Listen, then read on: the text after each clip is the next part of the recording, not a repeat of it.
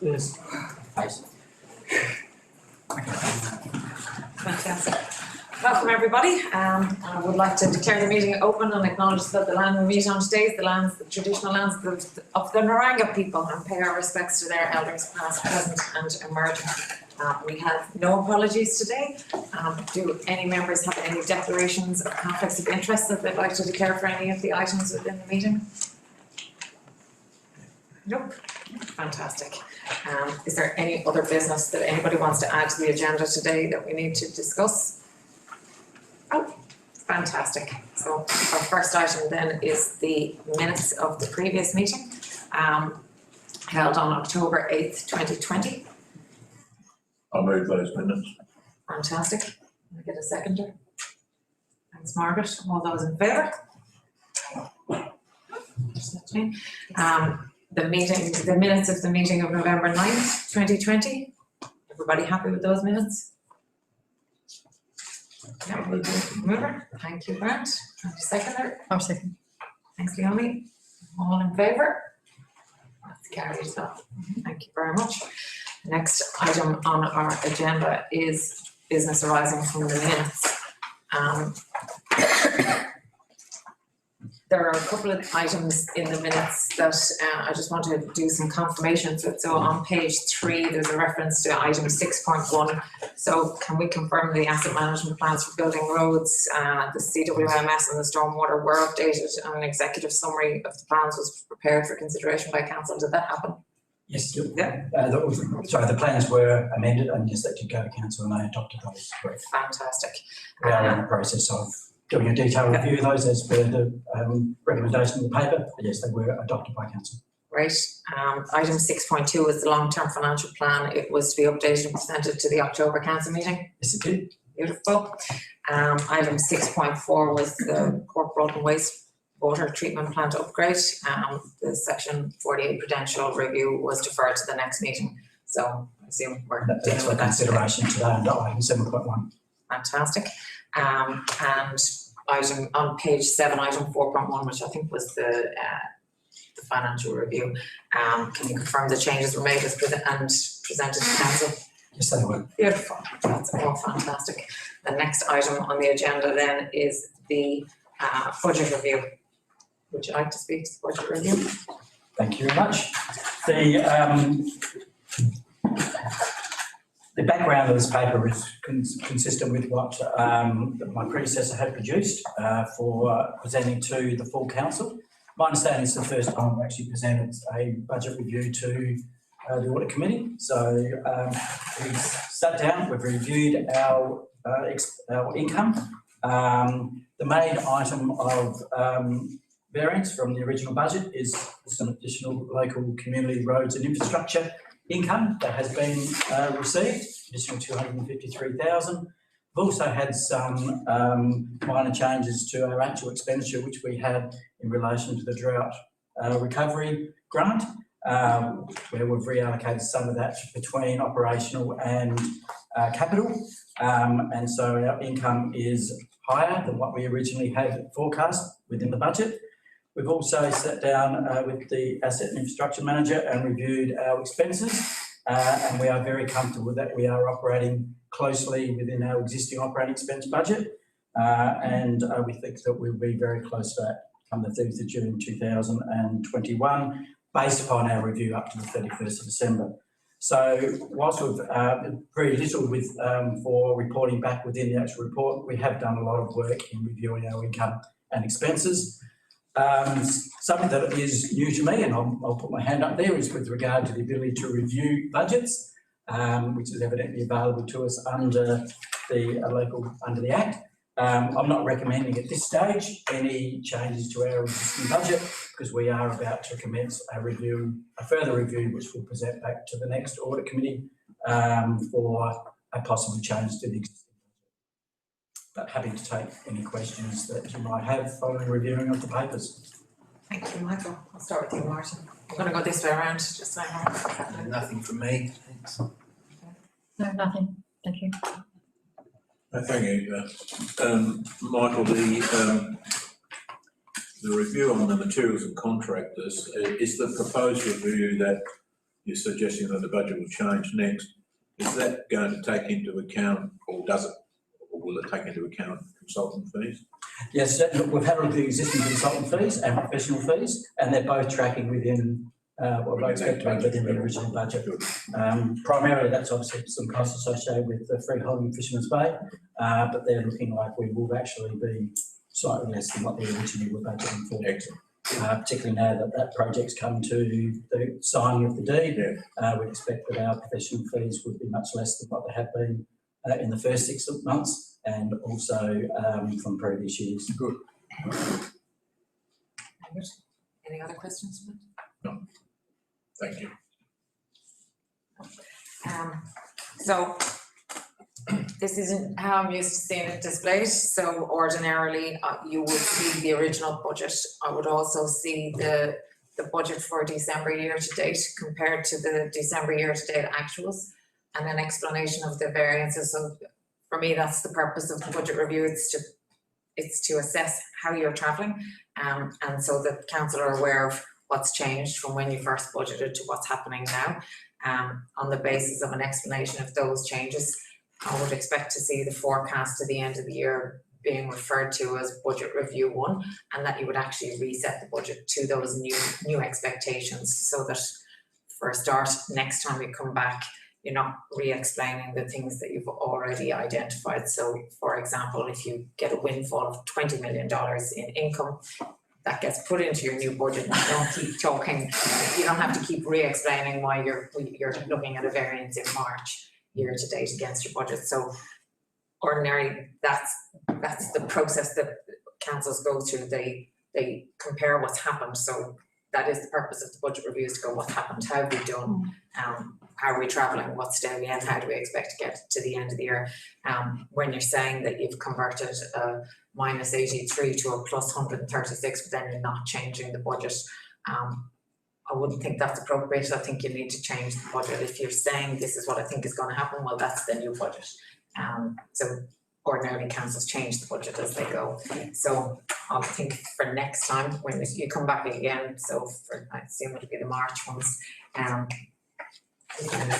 whatever month you have finished, that we see the year-to-date budget as it was phased. So what you expected to have done up to March, what's actually happened, and explain any of the significant variances and anything that's coming. So, you know, sometimes it's timing. So sometimes you've collected revenue in advance that you didn't, so it has no effect on the final forecast for the year. Other times something's happened in the beginning of the year that will have a flow-on effect, so that would change the budget review. But I think in order for council to know where things are going and how things are tracking, that's the purpose of these budget reviews, so that you can see what's happening. So I think for next time you definitely need to make the changes and add it in. Yeah. Through you, Emma, I'd just like to put on the table, because I think Michael's probably being a little bit modest here, or holding back. This budget this year is really not any of our budgets. Okay. It's been set up by our predecessors. Yeah. It's not how we would manage or report on a budget.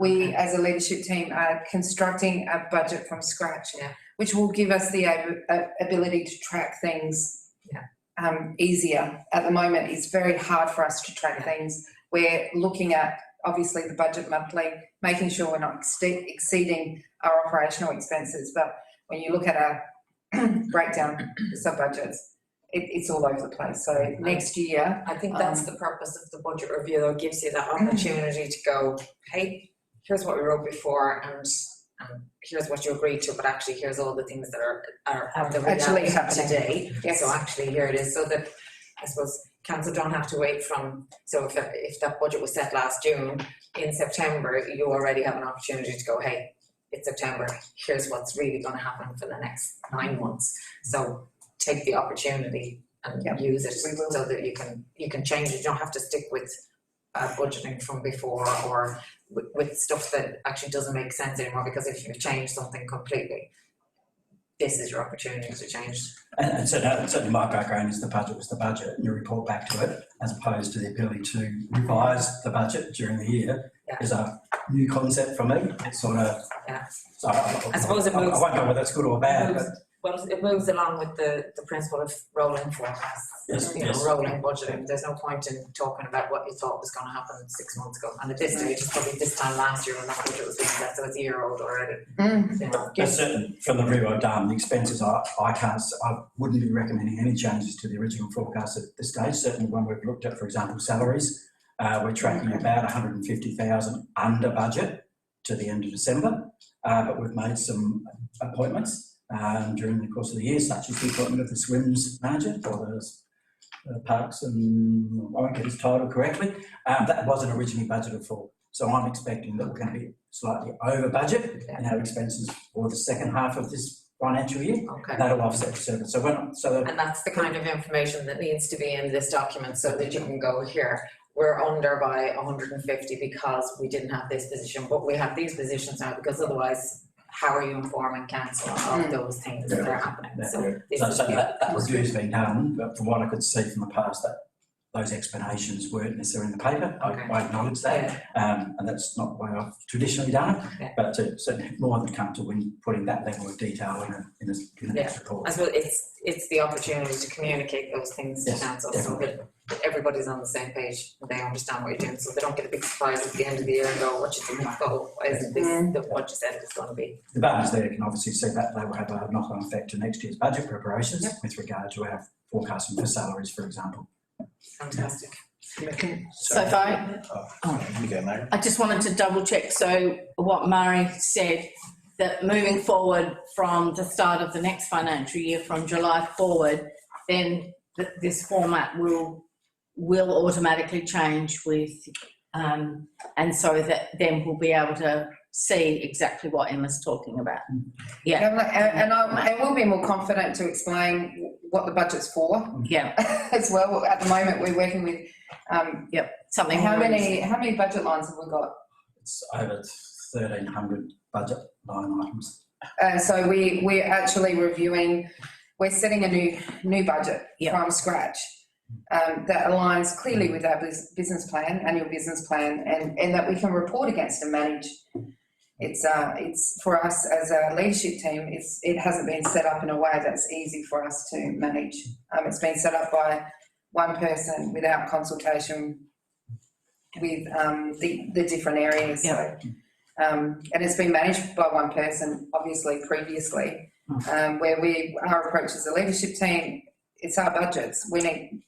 Steve's responsible for his budget. Michael's responsible for his budget. We'll have leadership teams where we discuss the budget weekly.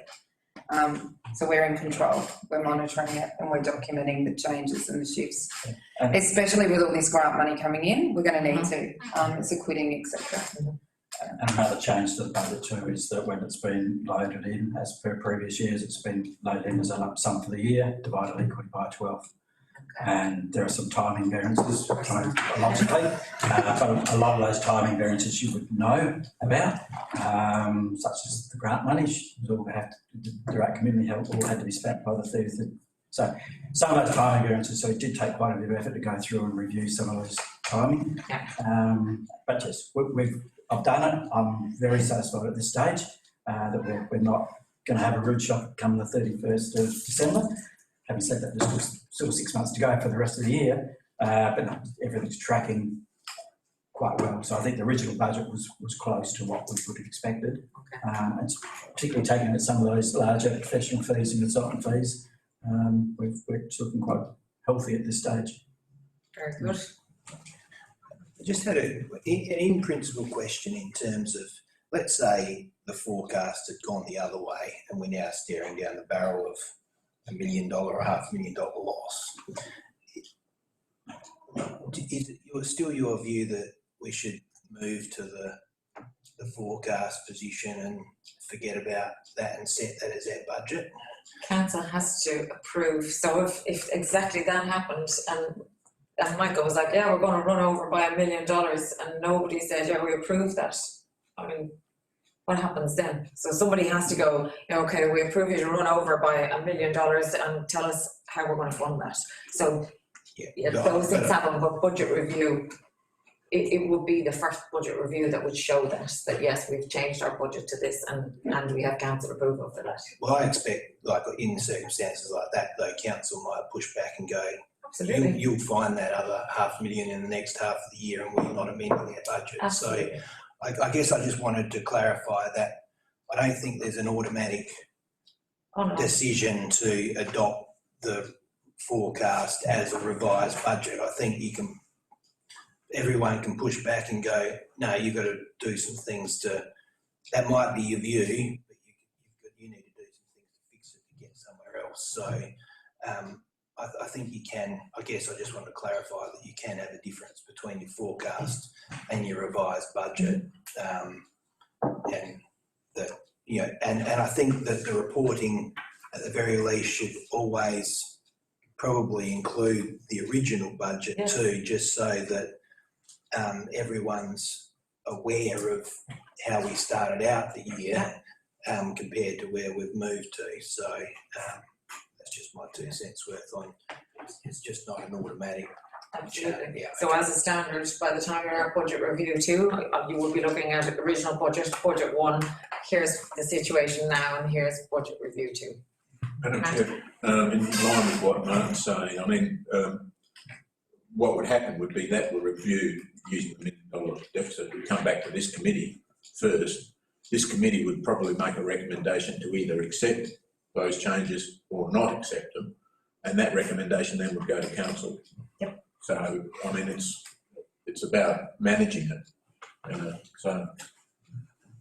But wouldn't that also, if such a variance like Martin described, that would be indicate that something major had happened, either something out of your control or something that just hadn't properly been worked out or whatever.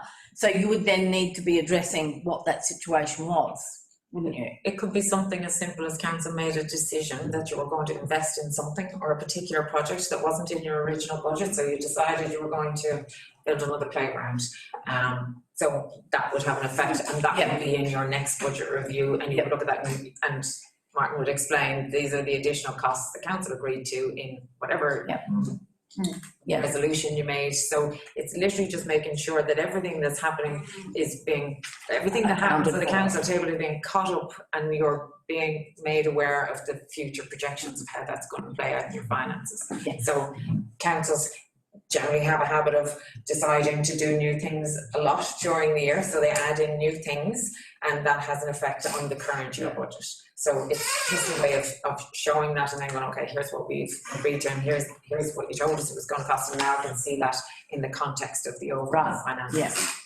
But so in that case, it wouldn't be a shock if councils pass that resolution to spend that extra money that is not in the budget, then they should know that what effect that's going to have on the bottom line of the budget. That's right.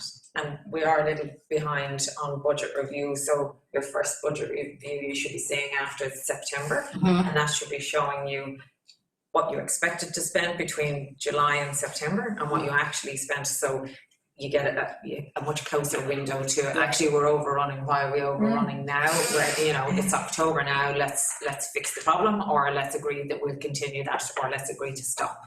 So that's why you've got a review after the first quarter, a review after the second quarter, and a review after the third quarter. So generally councils do 3 budget reviews. So every quarter you kind of look and go, how are we tracking? So that in March you don't get a shock from things that have been going on since August.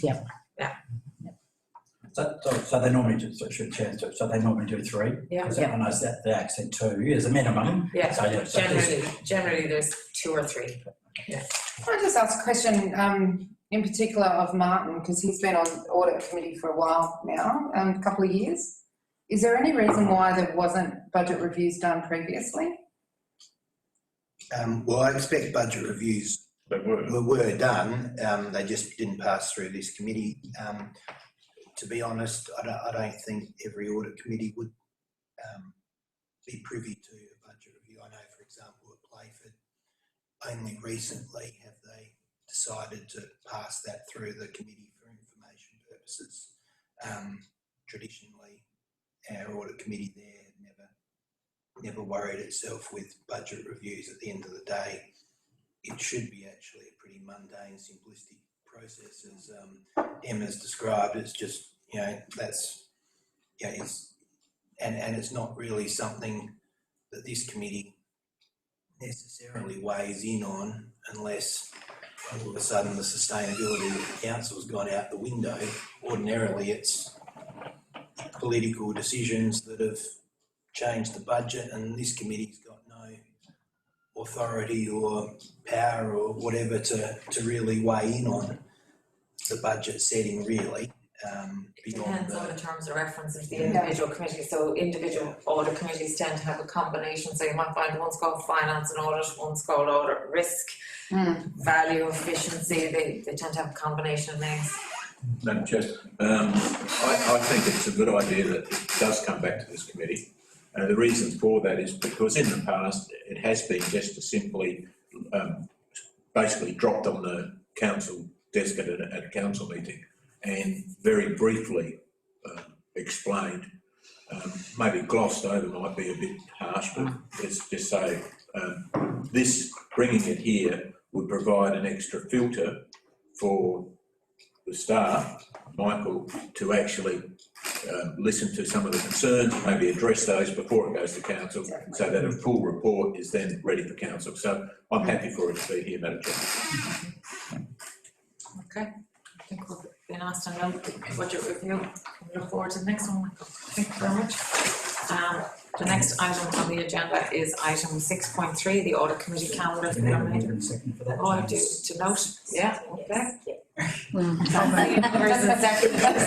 Carrie? Sorry, who seconded that? Leon. Leonie.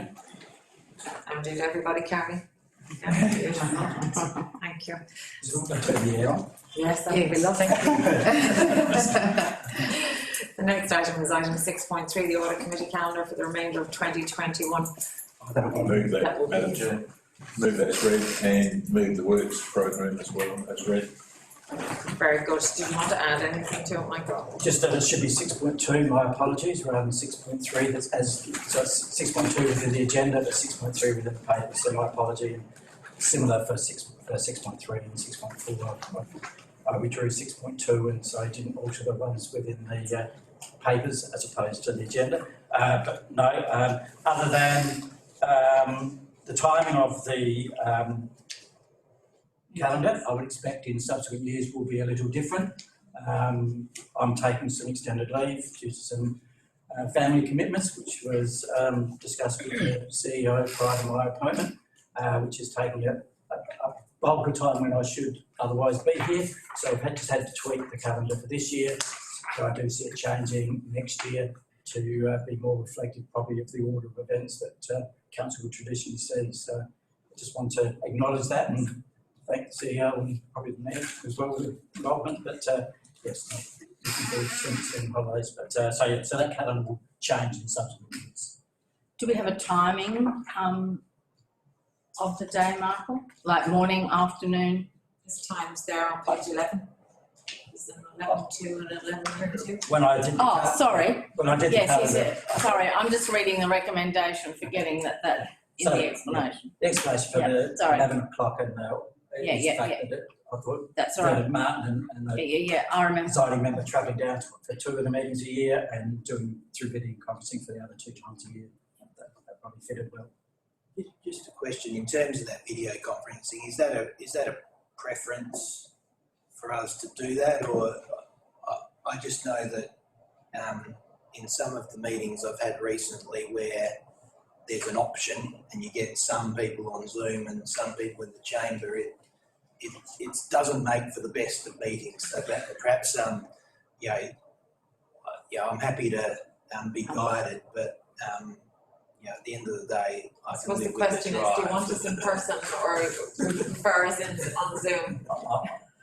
I'm in your hands because you're the committee, so it really has to whether you want to do it in person or not. But I do have a personal. I concur with your comments. It does make it difficult. But Zoom is increasingly a meeting I will medium admit, these days. I will admit to having chaired a hideous meeting last week on Zoom where everybody who spoke on Zoom created feedback throughout the chamber that was unbelievable, and it was absolutely tragic, the whole meeting, because every time somebody wanted to speak through Zoom, we always put our fingers in our ears literally to cope with the sound until it settled down, so it does have its problems. I'm in your hands. I think it's in your hands, Madam Chair. But, yeah, I'm happy to travel if people, As I'm am I, happy so to yes. if you don't want to see us anymore, that's fine. I I'm like gonna it, let you decide after today. I like it in person, so. Yeah. Alright, well, I suppose then if we can, we'll be here and Zoom if we can't. Would you like to then move the 2 p.m. time slot or leave it at other times? I only did that because of making it easier to travel back and forth, but I'm in your hands. I suppose either or, doesn't matter. We can leave it at 11 then, is that work? Well, in a perfect world, I'd have 9:30 in the morning or something, but I'll just roll with whatever's the go. How would you get here? Well, you know, it cuts into less of my work day if I travel in some of my own time, I guess. Yeah, I'm flexible, mate, whatever's I'm happy easiest. to start earlier, if that's what, for the people that do have to travel, I'm happy to start early. Sure. I'm Should we guessing make them that's all not your 11 then? preference. 10 o'clock? 11 a.m. 11. Don't want to be too unconscious when we arrive. Margaret or Leonie, did you have any comments on the work plan? No. I suppose I'd probably like to add, just as a note for next year, we haven't reviewed the budget assumptions, so I see the budget is coming to us, the first round is coming in May, but ordinarily, the audit committee would look at the budget assumptions in advance. So as an example, with another council, the budget assumptions came and the councillors on the committee were quite adamant that the 2.5% pay increase should be held at 0. And they actually put that forward, they wanted that to be the assumption within the budget that actually the salaries would be reduced. So I suppose it gives the committee the opportunity to give you some feedback in advance on the assumptions within the budget of the types of things you're doing. It also gives gives the committee a chance to say that 5% rates review is too high, or that 1% rates review is too low, or it should be 0. It just gives you an opportunity to get some feedback on the sentiment from the committee before you go and do the whole budget, that at least your assumptions and the assumptions you'll be going to council as well prior to the creation of the budget. So council can go, hey, this is what we want from you this year. We want to see X happen. We don't want to see a deficit, or we want to see a massive surplus, or we don't want to see massive surpluses, or we don't want borrowing, we do want borrowing, etc. So generally, the committee should have an opportunity to feed into that for you, so that you're not presenting a budget that everybody hates. So everybody's had feedback. So by the time you've created the draft, you can actually go, right, well, taking into account everything that you said you wanted. This is what the figures look like. Now let's talk about how it all ties together. But it's just an opportunity for you to get that feedback before you go and do the Trojan work. Originally that was 6.2. Alrighty. Time it to Fantastic. If there's other things that occur during the meeting that we need to add in, we can do that. I don't see any risk management in there or any referral to risk, and probably expect to be seeing some risk reports coming here, particularly anything that's outside of the council's appetite. Should be coming here for review. That's fantastic. So we are being asked to adopt the schedule of meetings and note the proposed programme of work. So with those comments in mind, Grant, you are fantastic with that hand. The seconder. Are we doing it with the amendment suggested, or are we just? Yes. Okay. All right. Yep. Second. Martin. And Margaret, we're all doing it. All those happy carry. Fantastic. Wonderful. The next item on our agenda is item 6.4, the asset management plans. would like to speak to this item? Thank you. I'm happy for you to speak because I hate speaking.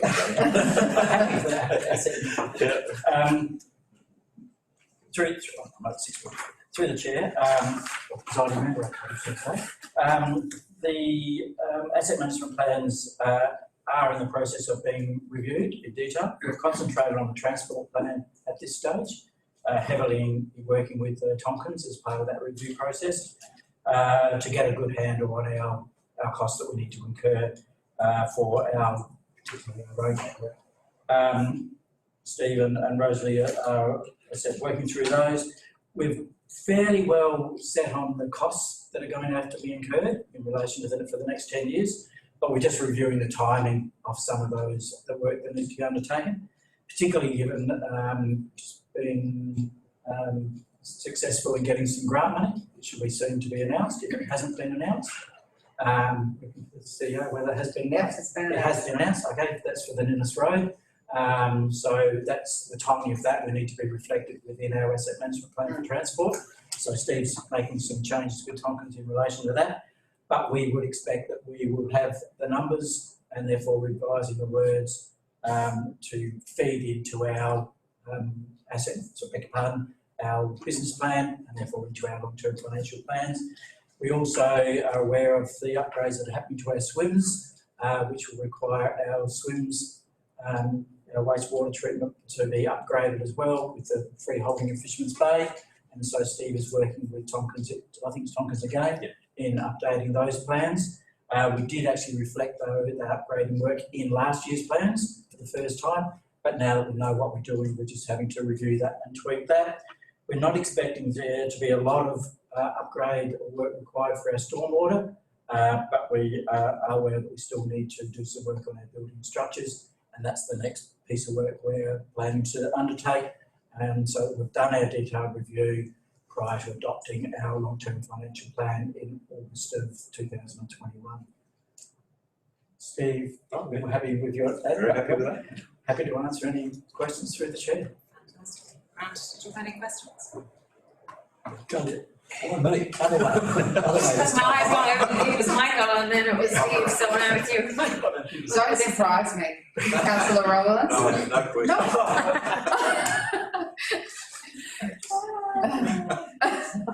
But they're coming.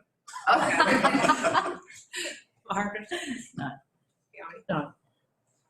Just, I know when we've discussed these plans previously, there wasn't just a concern about cost, but it was whether these plans properly address the real condition of the roads. Can I just confirm that we are actually, dealing with these on the condition issues such that we've got the timing of when things will be done right? Through the chair. That's what's taking the time. We've been working with Tompkins on our Sill Road network, which has been, you could say it's been neglected for quite some time. We're balancing up what a consultant is telling us we have to do, and we're going back and saying, well, if we don't, the numbers are pretty high. So, and we're questioning whether if we spend that, that's all good and well, but if we lower our level of service, what impact does that have over the next 10, 15 years? So they're actually looking at a couple of different concepts for us at the minute to reduce the year one number and see what the long-term impact of that is going to be on our network and to see if it's manageable or whether we do have to have a big spike now. So that's the work that's going on now, mainly with the Sill Roads. So they don't fall as a condition report. We've looked at our 3-year plan, trying to get a works plan going, and then a 10-year. They've assessed all of our Sill Roads, but then we've had them back, and that's a drive-by look at.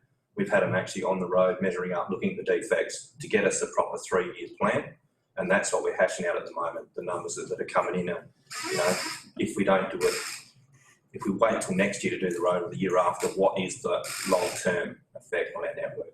You have asset management software that's tracking the condition reports on your roads and on your On our assets. unsealed roads, we assess them ourselves. Every couple of years we go out and drill and test to see how it's tracking with the depth of material. And how do you record that? Are you using asset management Yes. software to record that? Yes, that's What do all you done use? through, Tompkins do it through Conquest.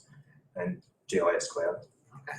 So do you have access to the Tompkins system, or they're just recording it for you? They manage it for us, and we pull reports from them. Like all of our asset management data Yeah. comes from those plans. That they own the system because it's a big expensive system. We just pay to. Own the data, we own the data, Yeah. so we've got access to the data. And they use those condition reports to create the asset management plan for you? Yes. Yeah. Yes. And so in terms of the potential of, I guess, changing service levels, how's that? I take it that's a decision council would have to make, and what your advice is effectively going to be trying to sort of provide some alternative scenarios in which they have to weigh service fee costs. Is that effectively how this is going to pan out?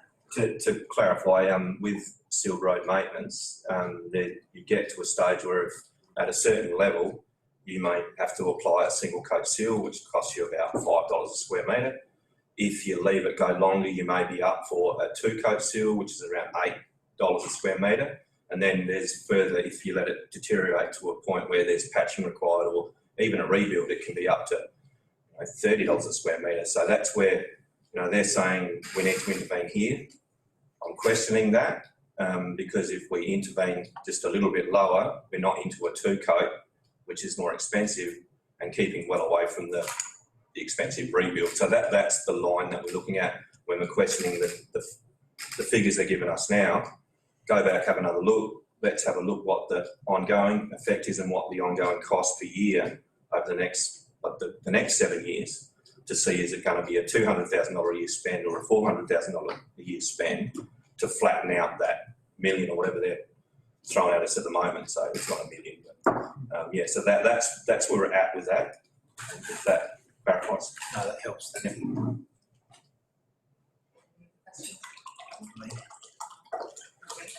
Thank you very much. I'm being asked to note the update on the status of the review of the council asset management plans. Can I get a mover? Thank you, Leonie. Thank you, Margaret, for seconding. All those in favour? Carried. Thank you very much. Next item on our agenda is listed as item 6.5, the Fisherman Bay Freeholding Project Status Report. Is that you? It sure is, thank you, Emma. And for the committee and those watching at home, Emma arrived earlier today, so she could actually go and see firsthand the Fisherman Bay area, because it's really quite unique. I think it's the only Fisherman Bay type of development in South Australia, if not in Australia. So thank you for taking the time to have a look and get briefed by the staff. This status report was a status report we provided at the last ordinary meeting of council. So every month we obviously spend a lot of time at the council meeting talking about the Fisherman Bay freeholding project and where we're at with different ranges of issues and risks and opportunities, and also where we're at with communication with the ratepayers and also negotiations or issues with the Fisherman Bay Management Authority. The report is quite clear. I might leave it up to you or any of the other committee members to ask any questions of it, but it's something that we'll be tabling obviously at each audit committee meeting, because it's a big development for the Barunga West area. It's a massive opportunity for council. It's something that the ratepayers have wanted to see for over the last, I'm looking at you, Councillor McDonald, how many years? 20 plus. 20 plus years. It has been an extremely difficult but challenging and also important role that staff over the last 12 months have been focusing on. That's, yeah. Thanks very much. I'll start with you, Martin. Just a couple of questions, really. In terms of the key appointments, I noticed that both council and Fisherman Bay Management are engaging WGA potentially in different spheres. But is there the potential for a conflict there in terms of, you know, the council and Fisherman Bay's interests might be quite different, and whether or not they should both be engaging one of these parties sort of in the project? It's just a question as to whether there's some thought's been given to that and whether whether there is potentially an issue.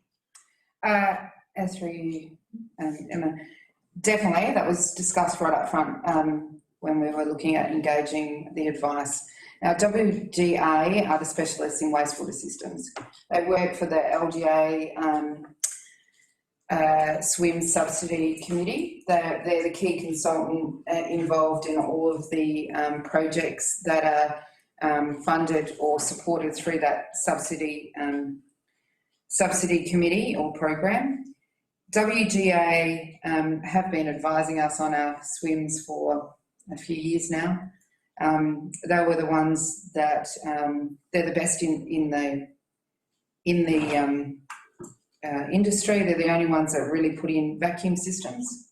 So a vacuum system is a very unique system for a wastewater project. It's the only system that will work at Fisherman Bay because of the type of soil and the water table. So those are the things that we had to take into consideration. There is no conflict because what WGA are doing for us is completely different to what they are doing for Fisherman Bay. So Fisherman Bay management have got WGA to look after their roads, stormwater and seawall. WGA are looking at our plant upgrade. Tompkins are providing us advice regarding our stormwater, roads and seawall. And if you want to talk about consultants who have got a conflict of interest, every consultant in Australia have worked at one time on the Fisherman Bay project. And when we approached some of these consultants to actually work for us on council, we had some difficulty in encouraging them to work with us because I didn't think it would ever actually happen. So we're managing. We believe in that. We are managing the project well, and there's definitely no conflict or risk of conflict. I mean, WGA weren't your first choice. Does it mean there's others out there you would have preferred? No, WGA were our first choice on the wastewater project.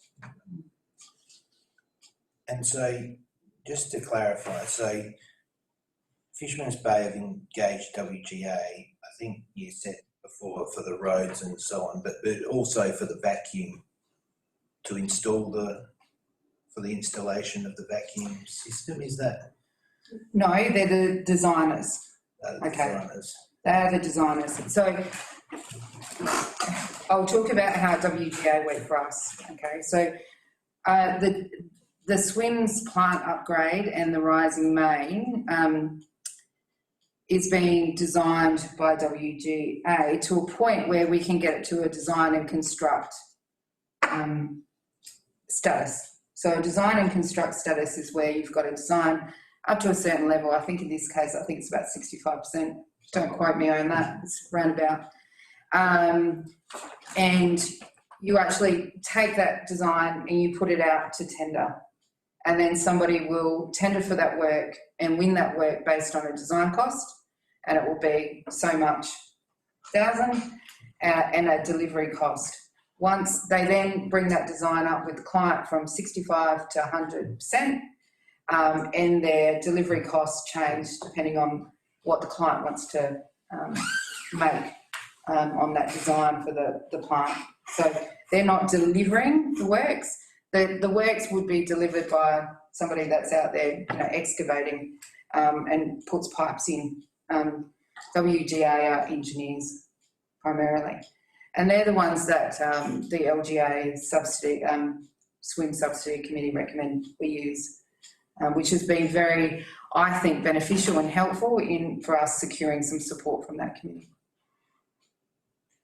I guess the only conflict I could see is if they are helping us design the expansion of the wastewater site and they're helping Fisherman's Bay design the system that's going to feed into it.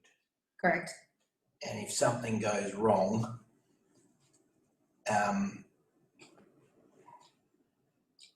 you know, they're sort of on, I don't know, it feels like they're on both sides of the fence. It just, That's my I suppose though if something goes wrong, at least the, Yeah, it's less like the cause. don't be It frightened. makes the systems work together. And ultimately, as council, we have to sign off on those designs. So we're taking that responsibility for that design. And we've got our own people in-house that have worked with consultants to design and install and operate wastewater systems, and they're involved in the process. And we've got project control groups set up where, you know, we've got Tompkins and WGA sitting in the same room. so we've got some expertise that's purely us that can give us some independence in terms of our review of the design and so on. Definitely. And then you've got myself and we've got a project director, Lino Delania, also, and Steve, from an asset point of view on internal staff, yeah. Did you have anything else, Mark? I think I might hold any other questions over until the next item on our agenda. Thank you.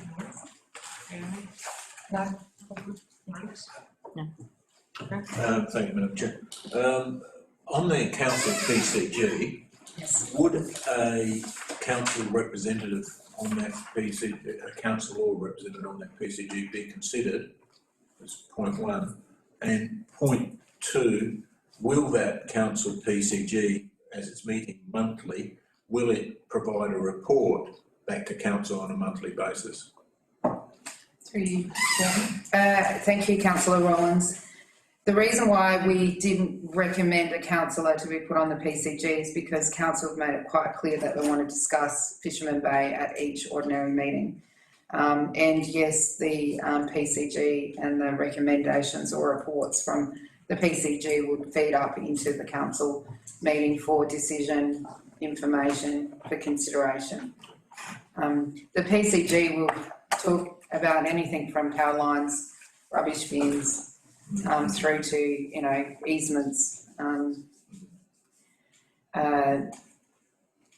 coastal protection measures. It will be a wide range of issues that will be discussed at that PCG.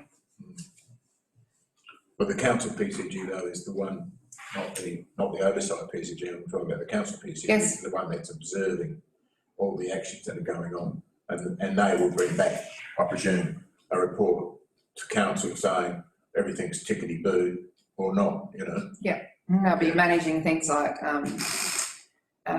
timelines, costs. The arrangement we've set up with Fisherman Bay is an open book, so it's a mechanism for us to continue managing our interests in the assets that we will eventually own, and on behalf of our ratepayers as well. It's going to be a way that we can ensure the communication is getting through to the ratepayers that are primarily affected by the developer's works.